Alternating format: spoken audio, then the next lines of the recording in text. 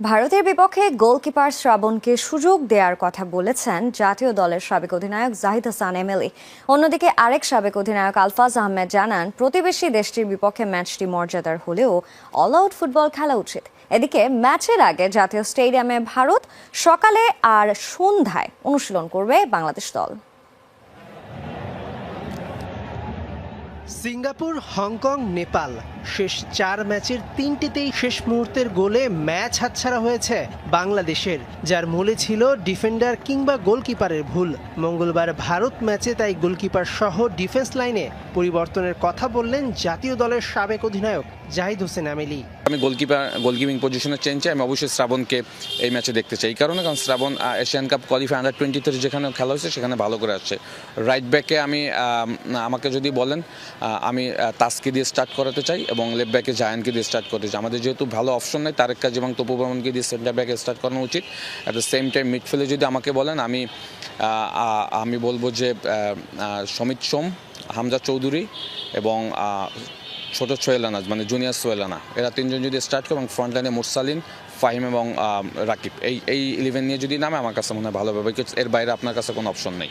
ভারতের বিপক্ষে ম্যাচটি নিয়ম রক্ষার হলেও 22 বছর ধরে ভারতকে হারাতে না পারার আক্ষেপ এবার কাটাতে না পারলে আর কখন। তাই অল আউট ফুটবল খেলার পরামর্শ জাতীয় দলের আরেক সাবেক অধিনায়ক আলফাজ আহমেদের। ইন্ডিয়ার ডিফেন্ডিংটা খুবই ভালো, স্ট্রং তারা, এবং কোচ ডিফেন্ডিংয়ের উপরে বেশি জোর দেয় এবং তার এই কোয়ালিটিটা অনেক ভালো।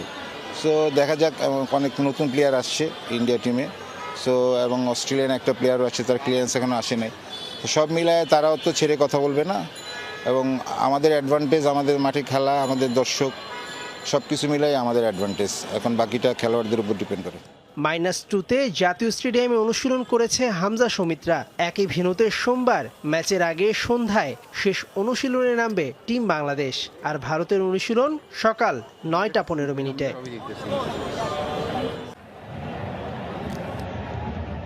সিঙ্গাপুর, হংকং, নেপাল শেষ 4 ম্যাচের 3টিতেই শেষ মুহূর্তের গোলে ম্যাচ হাতছাড়া হয়েছে বাংলাদেশের, যার মূলে ছিল ডিফেন্ডার কিংবা গোলকিপারের ভুল।